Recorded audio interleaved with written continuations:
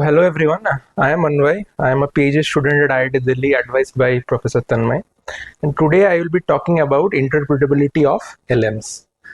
So as we all know, this LLMs are basically black box systems. At least we perceive them as black box systems. We should know how a LLM work to actually use it in real world settings, because there are issues with safety, there are issues with all this bias and stuff. So if we don't know how this works, we cannot actually use it uh, as a safe and trustable system. So for any system to be deployed in a real world scale, the control should be at our hand, right? So the field of NLP interpretability is actually quite nascent compared to the whole history of NLP. So NLP dates back to a long ago, since I think you can talk about ELIZA and stuff like that. But this NLP mainly started around 2016. Maybe I shouldn't use the word started, but actually started to gain traction around 2016, when researchers were primarily studying recurrent architectures like LSTMs and how they function. And interestingly enough, in 2017, Transformer was released. So when this field of interpretability was growing, Transformer drops in. And then Transformers, we don't understand how they work, so we just know the architecture. So this coincidence kind of led to a boom in this interpretability community. So much so that in 2018, the first black box NLP workshop was held in an ACL conference. And as it drops, it becomes one of the popular conferences of ACL. And as more and more works started to come in, ACL actually incorporated this new track called interpretability analysis in their conference. So if we broadly classify the interpretability techniques, obviously it's tough to classify interpretability techniques, but mostly we see there are two broad categorizations. One is behavior localization, another is information decoding. So in behavior localization, what we do is we try to localize the behavior of each component, right? So if you remember, in the last lecture, we were talking about this residual stream perspective of transformers, where we saw how we kind of disentangled the role of each of the component and try to localize how each component is contributing towards the output. In information decoding, our goal is to kind of decode or kind of learn or kind of interpret from the information within the model, say the hidden states or the activations, how these activations or hidden states contributes towards a particular tasks. So in behavior localization, there are two main categories. One in input attribution, which kind of tries to model what is the role of a particular input token towards the generation of a particular output. In model component attribution, as the name suggests, the role is to understand how a particular model component influences the output. And we will see different categories of it, like logic attribution. Probably will not discuss about logic attribution. We will discuss about causal inferences and circuit analysis. We'll also discuss about probing. We'll discuss about decoding in vocabulary space. And if time permits, we'll look into dictionary learning. So before this new era of kind of which this interpretatively field kind of boomed, initially people were also using more simpler techniques, I would say, like distributional semantics and representational similarity. Like we all know, when this word to vec dropped, there is this notion of vector space analogy, where we say ki the embedding of, say, king is to queen is proportional to man is to, it will give woman. And that was a kind of start of interpretability using vector space analogical reasoning, ki what was happening within the vector space. Then just like in computer vision, people use saliency maps and stuff like that, which are easy to visualize. In interpretability, a normal choice was attention maps. So people were trying to visualize attention maps to see which tokens are receiving the more attention, which kind of translates to a particular output. Then there was neuroanalysis. So basically, which we will talk in a maybe a different test, but actually it's the same concept. Neuroanalysis is basically analyzing how a particular neuron is responsible for the output. And component analysis and probing we will see next. So first let's discuss about probing, because I think this is the most simplest technique one can use to start with interpretability. So what probing does is, suppose you have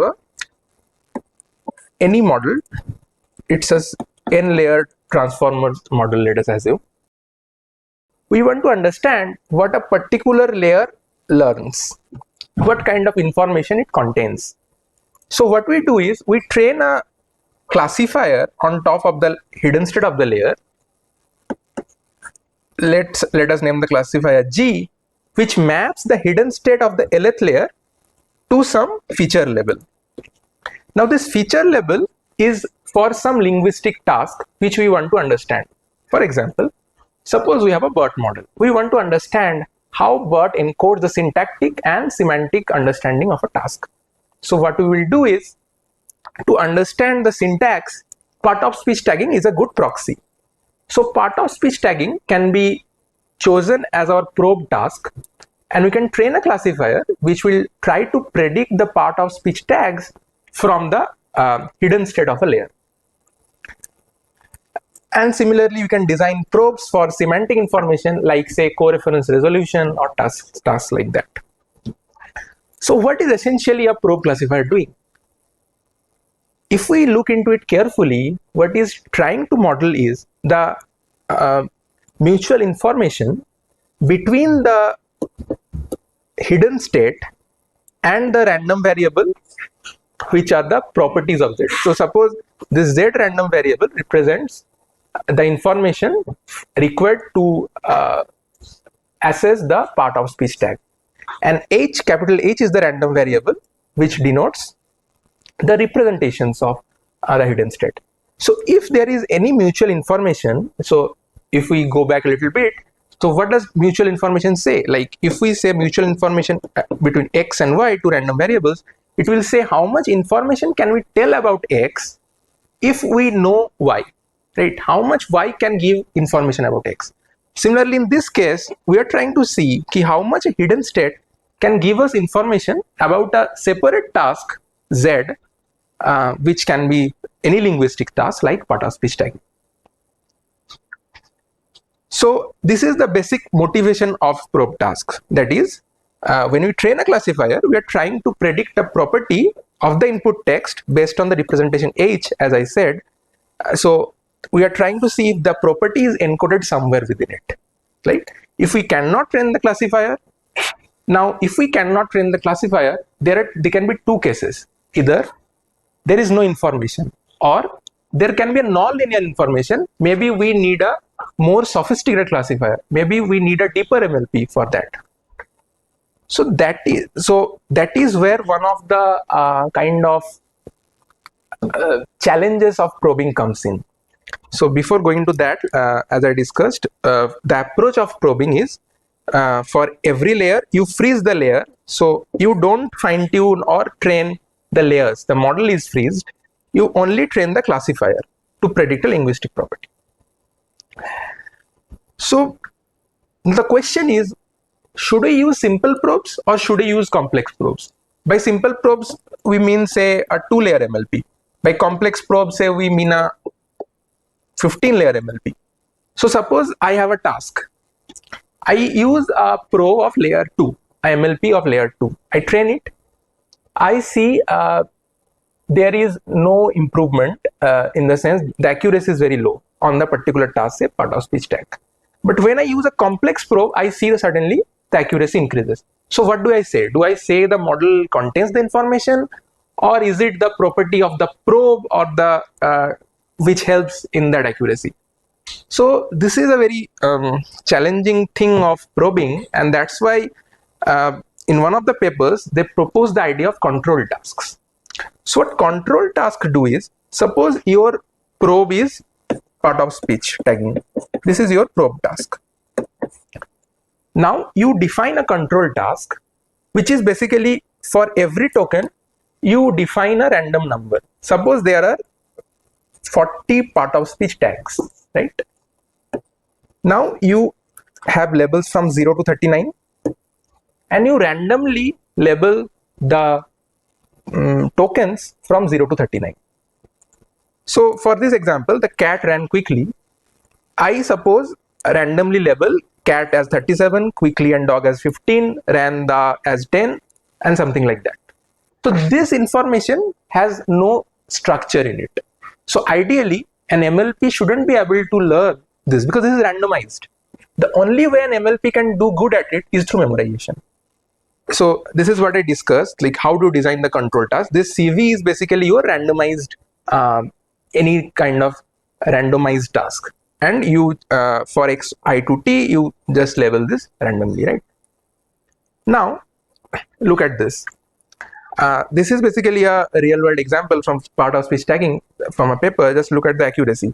When I use a 2-layer MLP, the control task accuracy is somewhere around 35%. But the part of speech task, which is our probing task, the accuracy is around some 85%. I increase the MLP hidden units gradually and I make it 1000 MLP units. Suddenly the control task accuracy jumps up to 86%, and this is around, this also increases from 85% to around 92%. But look at the difference. This difference, we call it selectivity. So possibly what is happening here is the MLP is memorizing the labels.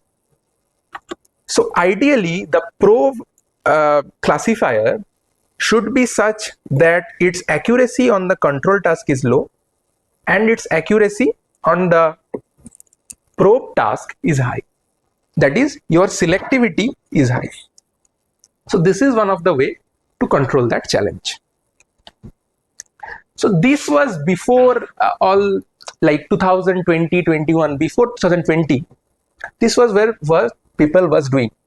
And suddenly in 2020, this terms drops in, which we call mechanistic interpretability, which is kind of going very famous these days. People are working on it. A lot of people are working on it, primarily because it doesn't require a lot of computational resources to start with. So academicians, a lot of academicians are working on it. I myself am working on it. So I'm myself a criminal of this. But so the question is it a new paradigm, or are we just pouring the old wine in a new bottle? Are you just naming it a new thing? So there's an interesting paper in this year's EMLLP. This is a position paper. The paper's name is mechanistic. So what is mechanistic? We don't really know what is mechanistic. No one defines what is mechanistic. But interestingly, the authors actually classify the works which call themselves mechanistic interpretability works can be primarily categorized into 4 categories. One is the narrow technical definition.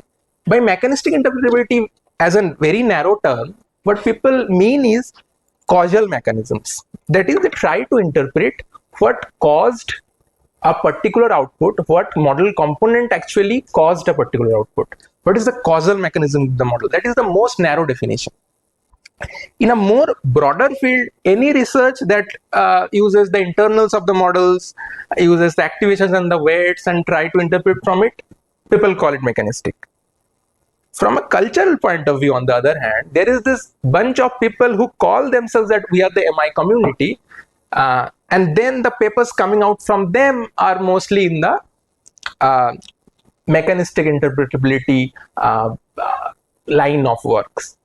Interestingly enough, a lot of criticisms has been there of this MI community. Many people argue that people who are working in MI community, they don't really cite the previous CL stuff, computational linguistic stuff, which were there already, maybe in a different name, just like probing. It was there from around 2016, but it is kind of reinvented in the mechanistic interpretability era. And the most broader cultural definitions is, you do any interpretability in AI, you call that mechanistic interpretability, the paper sells. So yeah. So but what is mechanistic interpretability then? How do you know interpretability is mechanistic interpretability or not? How do you tell it? So the interesting words which comes here is the reverse engineer. The first paper which talks about mechanistic interpretability in the context of transformer language models is from Anthropic, and that is the paper we were discussing in the previous class, kind of this mathematical framework of transformer circuits, where they call this residual stream perspective and stuff like that. So there they define the field of mechanistic interpretability as attempting to reverse engineer the computations of a transformer. The mechanistic interpretability community has grown, and now ICML 2024 had a great mechanistic interpretability workshop, and they use the similar terminologies. We are trying to reverse engineer the algorithms implemented by neural networks into human understandable mechanisms. So maybe this is the definition we can go with. So how does this term mechanistic interpretability emerged? So let us go a step back and look into general science. So when we talk about general science, when we talk about complex systems, how do scientists understand how a complex system works? How do we understand how a material performs, whether a material is electrical, how is the electrical conductivity of the material? How do we analyze it? We go into the atoms, study the atoms, look at its enthalpy, entropy and stuff like that, and from that we predict what is the electrical property, what is the magnetic conductivity and stuff like that. Similarly, so basically this is zooming in. We are going into the model, looking at the atoms, looking at the electrons, what is the enthalpy, stuff like that, and predicting its different materialistic properties. Similarly, neural networks at the end of the day are complex systems. So let us take a leaf out of the book of science and look into the atoms of neural networks. So what a neural network consists of? What are the atoms of neural networks? They are neurons. So this is the key idea behind mechanistic interpretability. We look at the atoms of the neural networks, we look at the neurons, and kind of try to reverse engineer how that output may have happened. This is not a concept which was first used in NLP. This again is something we borrow from vision, right? So they have taken transformer from us, we take something from them. So Chris Olah, when he was at OpenAI, he actually coined this term mechanistic interpretability, and when he started looking into CNNs networks like ResNet to understand what kind of neurons actually contribute towards a certain pattern matching or stuff like that. And the same paper, the paper's name is Zoom In, an Introduction to Circuits. This term circuit was introduced, which we already introduced in the last class. So circuit is basically a computational subgraph of a neural network. What is a computational subgraph? So basically the neurons acts at the nodes, and the weights which transfers the activations or the output of one neuron to the other, they act at the edges. So we can represent any neural network as a computation graph, and circuits are basically a subgraph of this which contributes towards a particular task. The hypothesis is that for a particular task, not all neurons are required. Only a part of the neurons in the network actually contributes towards for a particular task. We will see how. Look at this example. This is called a car detecting neuron, right? So the role of this neuron is to detect whether the image is a car or not. So they kind of found that this neuron helps in detecting the car, but there's a catch in here. When you give the windows of the car, the upper part of the neuron excites. This is basically a collection. This is kind of a you can consider it as a map, like a filter in convolution, right? When you give the car body, almost the whole neuron excites, but the bottom part of the neuron or the map or the filter excites the most. When you give the wheels, the upper part is inhibited and the bottom is excited. What does this tell us? This tells us that a particular neuron is not encoding only single property, rather it is encoding multiple properties of the input. For example, here it is looking at the windows, car body and the wheels. All three are handled by single neuron, right? So when we try to interpret why the output is, say, a car, it detects it is a car, say. So why it does that? We cannot segregate that this neuron is responsible for the wheel part, this neuron is responsible for the car body. We cannot segregate that. And that is a major problem. That's why these neurons are called polysemantic neurons.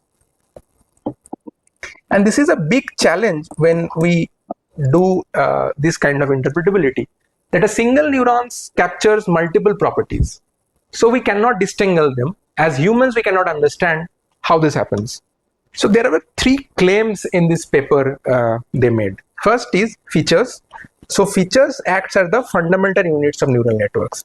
Just like cells in a human body, features are the fundamental units in a neural network. Circuits are basically features connected by weights, and universality claims that analogous features and circuits form across models and tasks.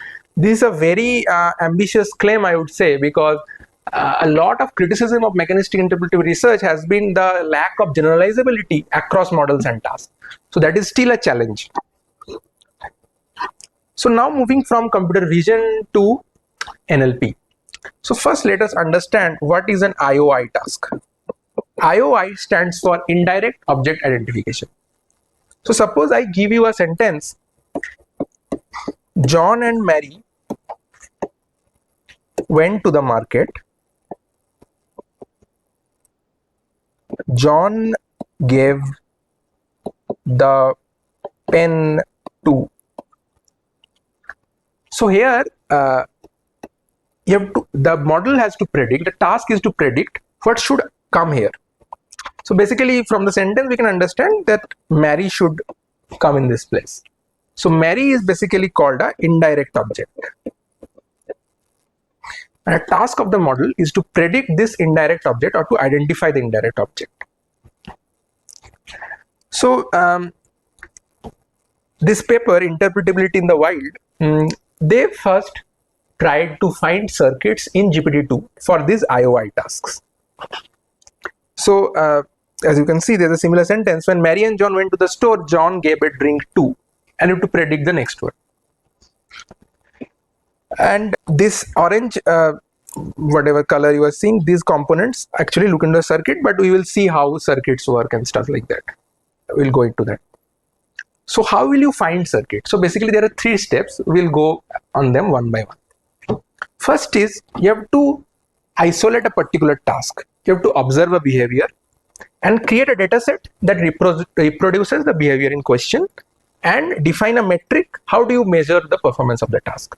Let's look at an example. For example, in this IOI task, the metric can be the logic difference between John and Mary, the two objects in the input prompt, right? So whether it is predicting John or Mary, the logic difference can act as a performance of the model. And there are different kind of tasks like docstring, which tries to predict what is the next parameter from the input function. There is this treasure tasks, which are basically a kind of compiler, and there's the induction task, which the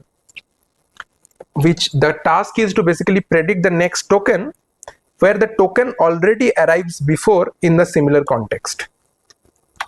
So these are some of the typical tasks which are used for circuit identification in mechanistic interpretability. The second step is to define the scope of the interpretation. Like I said, we will construct computation graphs. So what will be the nodes of those computation graphs? Are those be attention heads? Are those MLPs, or they are more complex in the sense, are they the residual stream state after certain layers? So what is the granularity in which you are going to break down the model? So that is your scope of interpretation. Obviously you will represent the model as a computational directed acyclic graph, and as I said, what is the abstraction level? In fact, you can go into more granular level. choose query, key and value activations as separate nodes and work with that. The step 3 is the most, I would say, interesting or most critical for finding circuits. So if I go a little back, so the step 3 is you have to perform a series of extensive patching experiments. We will see what is patching is, and try to prune the unnecessary or the not useful components in the computational graph. So we end up with the subgraph, which actually is important for the task in hand. So we call this activation patching. What activation patching does is, for every node in the graph, for the activation of every node in the graph, it overwrites the activation value using a corrupted activation and runs a forward pass through the model and compare the output values for the clean run and the corrupted run. We will see how. So suppose we have a statement John and Mary. We make it corrupt by changing a single token John with Bob, right? And we see how the output logics differ. For a more real world example, consider that the clean run is the Eiffel Tower is in, right? So the output should be Paris. And the corrupt run is, we just replace the Eiffel Tower with Colosseum. Now, we do 2 forward passes initially. One with the clean run, that is the Eiffel Tower is in, with this input set of input tokens. We do a forward pass.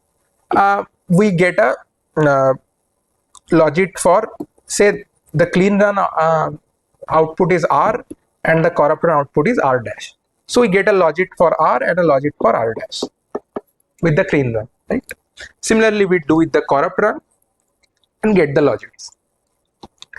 And now we patch each of the components. For example, suppose we want to see whether the attention head, whether the say 5th attention head of the first layer. So we didn't do it as A1.5. So it is the attention of the first layer, 5th head. Whether it is a part of the circuit which is responsible for the task or not. What we do is, we have this corrupt run, right? We replace the A15 of corrupt with A15 of clean and see how much the change in the logics happen. So basically, if we replace the corrupted input patching with the clean input patching, the idea is the logics of R dash or R prime should decrease and that of R should increase gradually if it is important. If not, they will remain the same. So how will we measure this? So basically what we want to measure is the logic difference between R and R dash in each case. In this case, the logic of Paris and the logic of Rome, right? Let us take an example. Suppose this is my Paris output and this is my Rome output, right? So the activation here is, say, A dash. This is our component of interest for now. Forget, just imagine we are working with a single component and we are here, the activation is A. Right? We have already cached this. Now for a patch run, what we do is, this for the corrupt run remains the same in the patch run. What we do is, only in place of A, we replace it with A bar, we replace it with A. Okay. So suppose this input is xi up to here and here it is x1 prime. So this is x1 prime, everything comes the same, only we change the activation at a particular component and we check how much the logic difference varies. If this logic difference is greater than a threshold, we will say that this component is important. If it is close to 0, we'll prune this from the graph and say this is not important for the task at hand. So based on this idea, this ACDC algorithm was proposed, which is basically an automatic circuit discovery algorithm. So what it does is, suppose you have a computational graph G. It first sorts the graph in reverse topological order. So we start from the output and move towards the input. That's how we prune it. And then for every component, we remove the candidate edge, and see here they are using KL divergence. So this is basically a choice. You can either use KL divergence or you can use logic difference. It's up to you based on the task at hand. So they are using the KL divergence between the probability distributions when we use G and when we remove one edge from G, which is H nu. H nu is basically when you remove one edge from G, check the distribution, you keep it, check the distribution. This removal is basically patching, right? And when you do this iteratively, at the end of the algorithm, you are left with a subgraph. As you can see, this is a very computationally expensive algorithm. If we go for each computational graph, like for every component of the computational graph, one by one, do activation patching. So for activation patching, how many runs do you require? Just imagine, one is the complete forward pass through the clean, one is the complete forward pass using the corrupted, and again for every component you do patching and do a forward pass, do patching. So if there are n components, apart from those two forward passes, for every n component you have to patch and do a forward pass. And it's basically a huge number of forward passes through a model, which is very expensive. What can be an alternative solution to it? So this is basically a representation of what we already talked about in ACDC algorithm. As an example of a circuit, maybe I should have. So alternative attribution patching. What attribution patching tries to do is tries to approximate this difference, I will see how, as a linear approximation.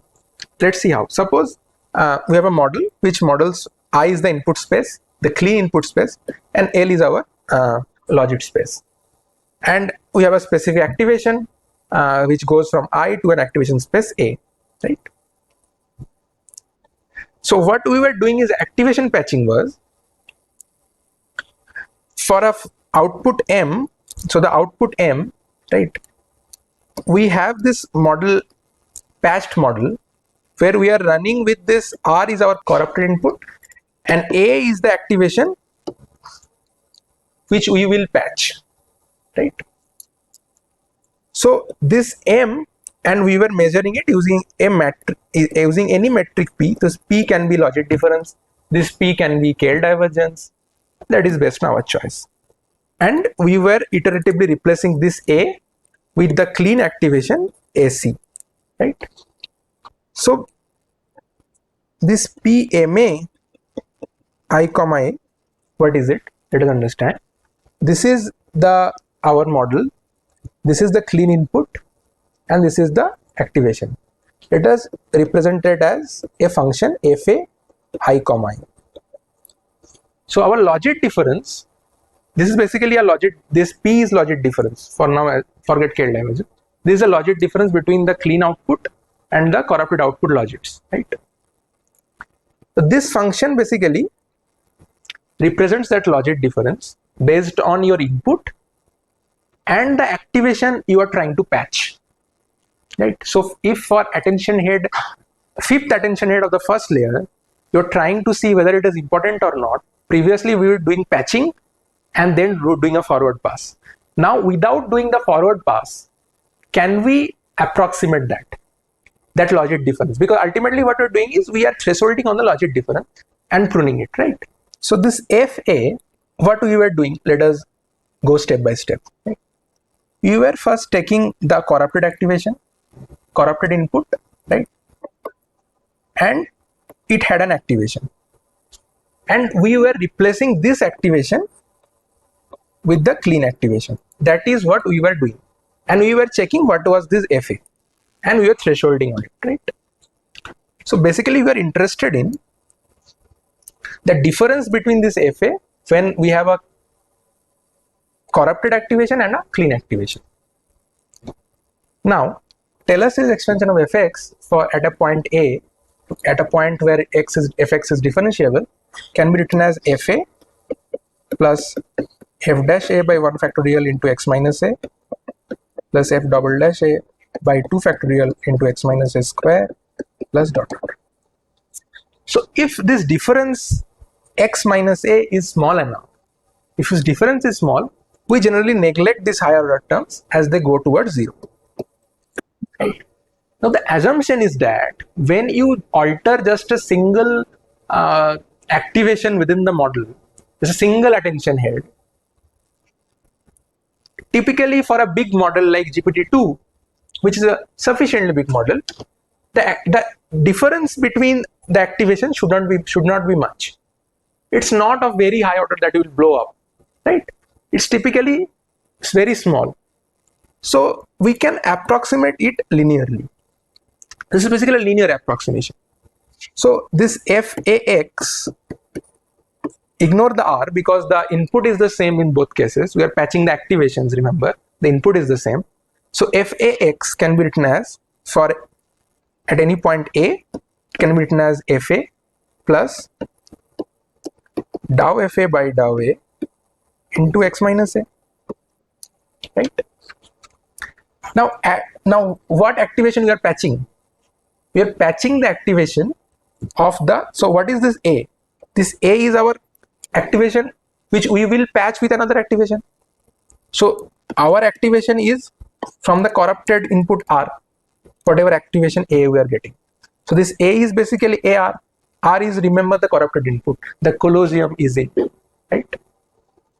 So FAX can be written as FAR plus dou FA by dou A x minus AR, or FAX minus FAAR is basically dou FA by dou A at A equal to AR into x minus AR. Now what we are interested in? We are interested in how the logic difference changes when we replace AR with AC, the clean activation. So if we put x is equal to the clean activation, then this term becomes FAAC. So this becomes AC. So FAAC minus FAAR. This is the term we were interested in. We were previously doing using a forward pass. Now, if we assume that these are small numbers, doesn't change a lot for a single token, what it becomes is we have a approximation for this difference we were previously doing using a full forward pass. Now let's see how many forward passes this needs. Obviously you need one forward pass for the clean run and one for the corrupted run. So 2 forward passes you need. After 2 forward passes, you already have this AC minus AR for every component, right? What remains is the derivative of this function with respect to A, the activation. So this can be done by single backpropagation, right? For the activation, the derivative of this function with respect to each activation can be done by single backprop using this FA as the kind of loss function, right? So this attribution patching works with 2 forward pass and 1 single backprop. So instead of n forward passes, it is doable in a single backprop. So it's kind of reduces the computation complexity by a lot. But the challenge is here is this only works, number one, when you change a single token.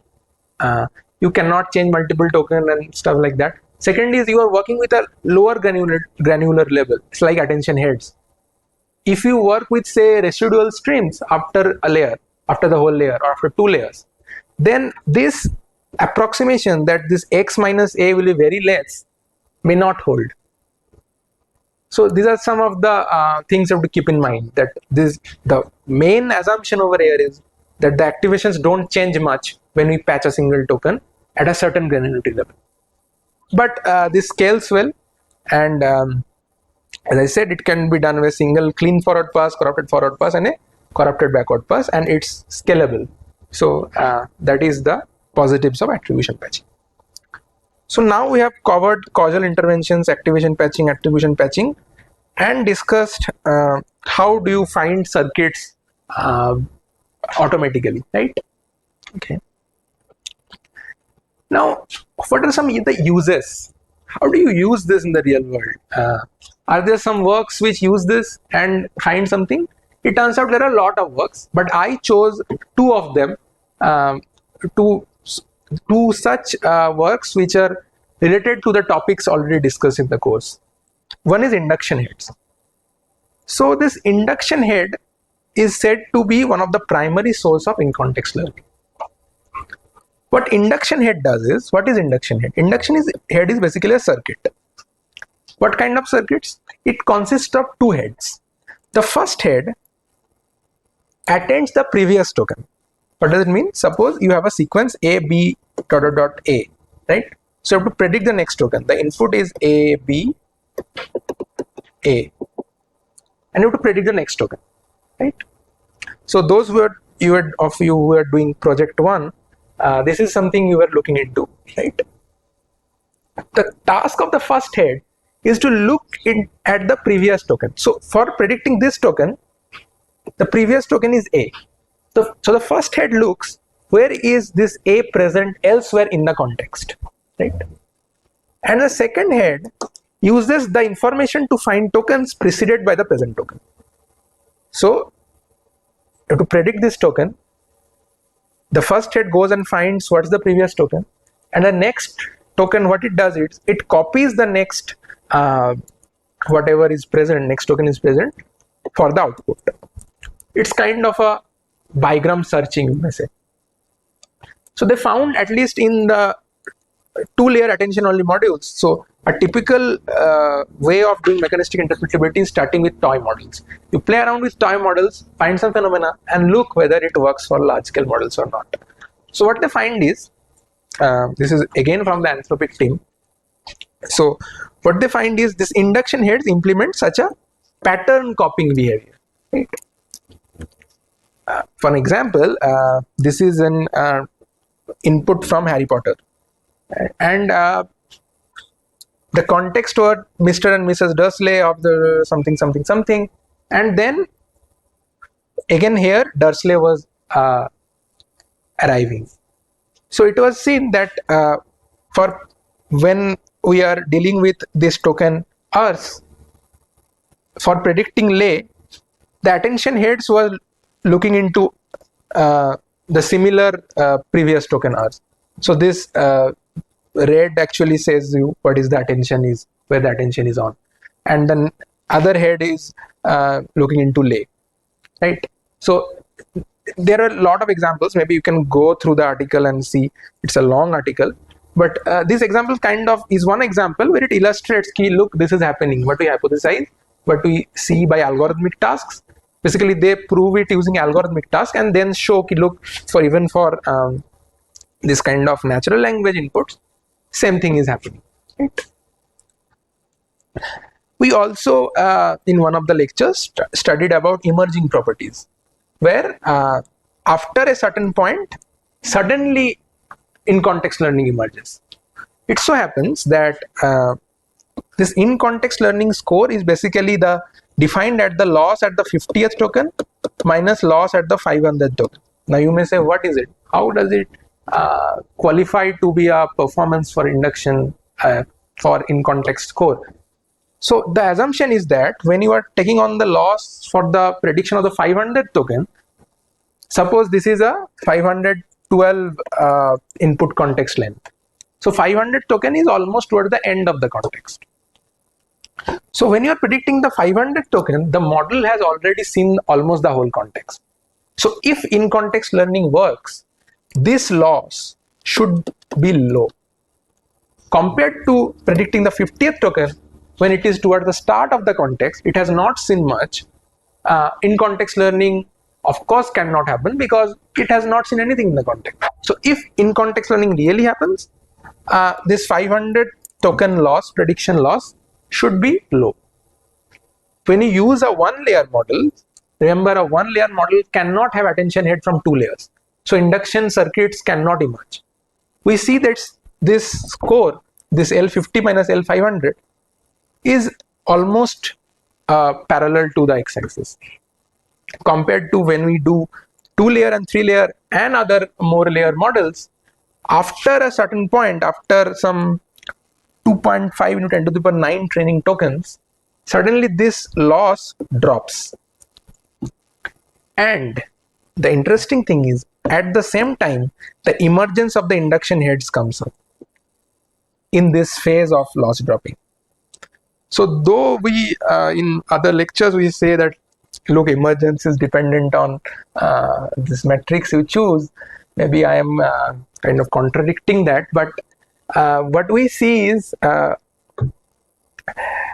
least in case of in-context learning, the emergence of the induction heads and this sudden decrease in loss happens at the same training time. So how do you measure that these induction heads are emerging? We measure it using something called prefix matching score. So basically we see whether it matches with the prefix or not in simple terms. It's just the attention weight for the prefix and the difference between that, right? The fraction of the attention weight. And the second work is from our lab at IIT Delhi, where we worked on the mechanistic understanding of COT. It was the first work which talked about how do you interpret COT from a mechanistic point of view. So this was recently published in TMLR, and there what we saw was that for a particular task when we are doing COT, there are 3 subtasks the model is kind of algorithmically doing. The first is the decision key, which this is basically a fiction and ontology dataset.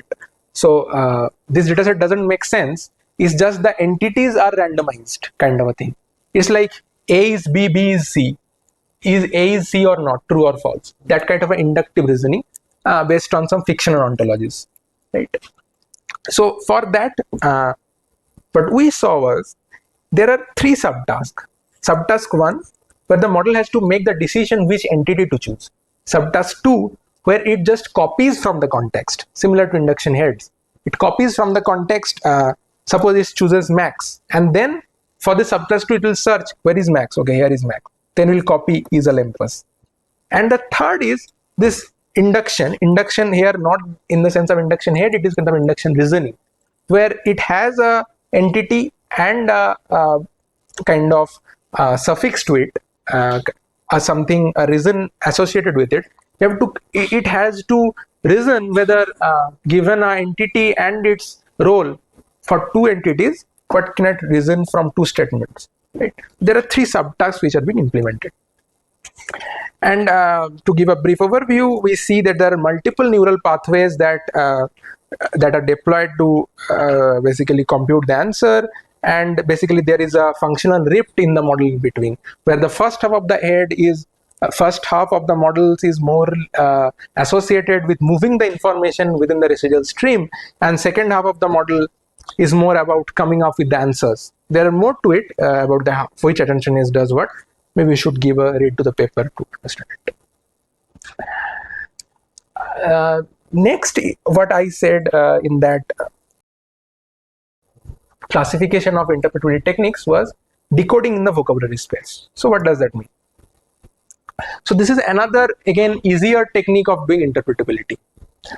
When you have a intermediate residual stream state XL and an unembedding matrix WU, what this logit lens does is it simply projects this hidden state XL into the vocabulary space by multiplying with W. So suppose you multiply W with XL, what it will give is your distribution over the vocabulary when you take softmax, right?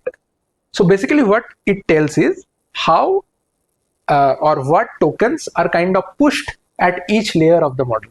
So you can understand at what hidden state the model is pushing which tokens in the vocabulary, and how this kind of tells you how a particular output is gradually forming within the model as the input as a forward pass happens.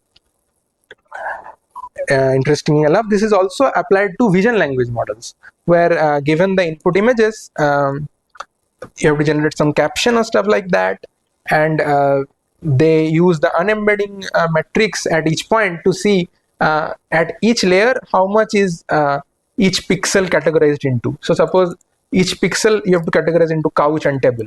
So when you apply the unembedding matrix, it kind of tells you, okay, this part of the image contains couch and table, this part of the image contains cat, and things like that. You can gradually understand whether when you break, because image is also kind of tokenized when you give into vision language models. So it tells you how each token is treated within the model. And this can further be used for editing vision language models, which we will not go into in this lecture. One more tool in this category of projecting in the vocabulary space is patch scopes, released recently by Google. So patch scopes basically gives you a more generalized framework for probing. So for probing, what we were doing was, we're taking a single model,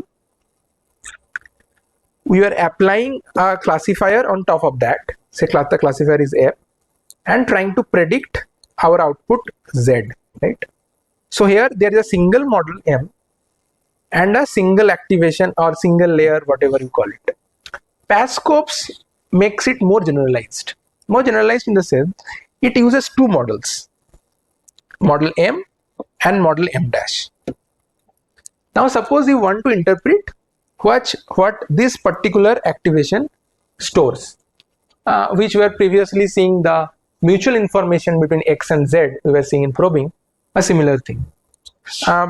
It applies a function F on it and patches this output of F into the token of the next model, a different model, right?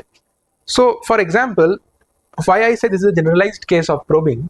So if I have M equal to M dash, right, this function is, say, identity function,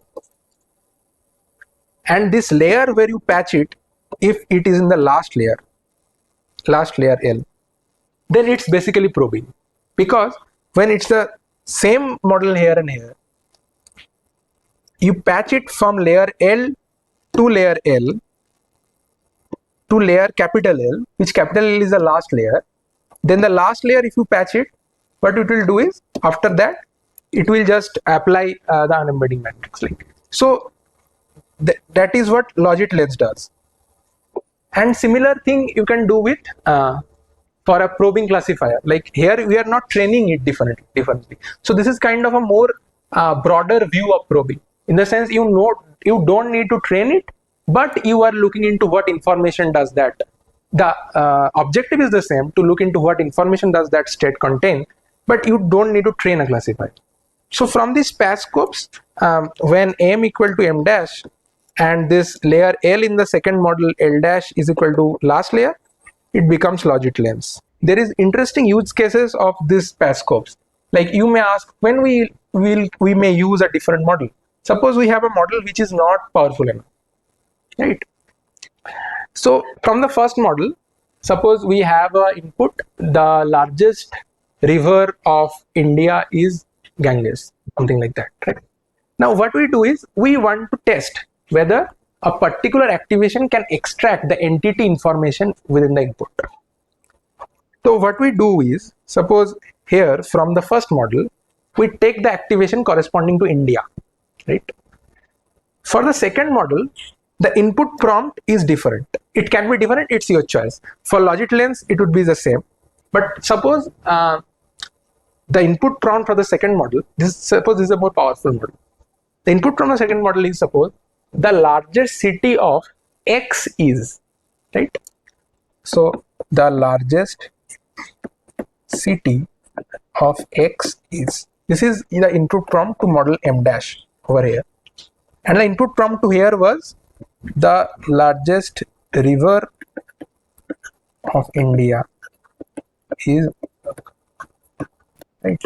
Now what we do is, we take the input activation, not input activation for a particular layer, say AL, from this model, right? And we patch it. Suppose we apply a function f to adjust for the model sizes and stuff like that, and we patch it over in place of x. So x had an activation, we patched it with this al, and we try to see whether the model can give the right output or not as a answer. Like, we already know the largest city of India is something something, and we want to compare whether that output, say the gold output is C, we want to compare that the output which this gives after patching AL, whether it is same as C or not. If it can, that means this model M in its activation AL was storing entity information of India, it is capturing India. If it is not, then it is not storing entity information. So in this way, this can be an extended thing. One more thing, which is dictionary learning. I will just give a brief overview of it in 5 minutes, and then we'll wrap up. So one thing which I told initially was this polysemanticity, that every neuron has multiple concepts within it which we don't really understand. So these are not interpretable. These are not human interpretable, at least. So there is this thing called linear representation hypothesis. Maybe you can go and read it later, but I will give you the brief intuition behind it. So it says that interpretable features are represented as linear directions in some latent space, whether it can be an embedding space or whatever. And when these features are activated, only when the embeddings you have align with these directions. So suppose you have a basis vector, you have a space, and you have a basis. Within that basis, you have these feature vectors pointing to some linear directions, right? So now you give an input. The features are only activated if your input embedding is aligned with these feature vectors. This is linear representation hypothesis, basically, right? And because there are superposition, individual features may not be informative, because there are a lot of things like Windows. I gave an example of car detecting neuron. It was very hard to disentangle the representations within the space. So there is this concept of privileged basis. What privileged basis basically tells is incentivizes the features to align with the basis dimension. The normal basis which we see in word embeddings or transform residual stream, there is no incentive, there is no explicit incentive for the features to be aligned with the basis. They can be different, like this can be your basis and these are your features, they may not be aligned. But privileged basis explicitly kind of guarantees that the feature will be aligned to the basis vector, and this is what happens in transformer MLPs and also in convoluted neurons. And from there comes these concepts of inductive biases and stuff like that, right? And in the superposition hypothesis, we see key features can't align with the basis. Why? Because the model embeds more features than the dimension of the subspace. So suppose it's a 512 dimensional vector activation, and the number of features which are embedded in it is say 1000. So how can the features align with the basis if it is more than the number of the dimension of the subspace? It can't. So here where sparse autoencoders comes in. It is also called dictionary learning. So what it does is, for every activation X, right, the sparse autoencoders up projects it into an intermediate activation FIX. So this is the encoder, W encoder. So when you multiply X with the encoder matrix, sum it over all i's at the basis, whatever you want, and this gives you FIX. The dimension of this FIX is higher, right? And this DI is basically your decoder. So this FIX, then it passes through a decoder, and this reconstruct X prime. So how do you train these sparse autoencoders? So the idea is this FIX has a higher dimension than X, right? So how do you train that autoencoders? You give the reconstruction loss, and you explicitly give a penalty over the L over norm of F1 Fi. So basically we are giving a penalty on the magnitude of Fi, so that Fi is less. That is, some components of Fi tends to 0, ensuring it is sparse. Right. This is basically ensuring sparsity loss, and this is the reconstruction loss, just like we train autoencoder. So clearly the training of autoencoders is completely unsupervised. So what is done is, just for an example, suppose the activation is 512 dimension. It is the features, the sparse features learned through sparse autoencoders can go, like in the paper we are talking about, towards monosemanticity.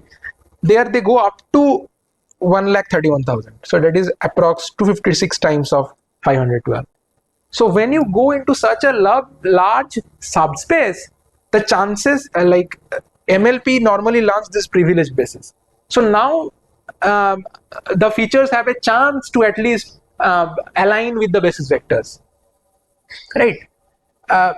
The idea is, if it aligns with the basis vectors, the features are embedded, we can maybe interpret it. We can disentangle them. So this is what is done in sparse autoencoders. To give an example, they kind of extracted millions of features. This was Claude 3 Sonnet model. For the Claude 3 Sonnet model, they extracted the features which affects each part, different kinds of properties in the output, like bias, like different kind of hateful comments and things like that. And they identified the features where each feature contributes to a particular property of the output. And they showed that obviously this is again very computationally expensive. If you have a lot of power, the computational power, then only you can do it. But they identified this feature which was responsible for gender bias, right?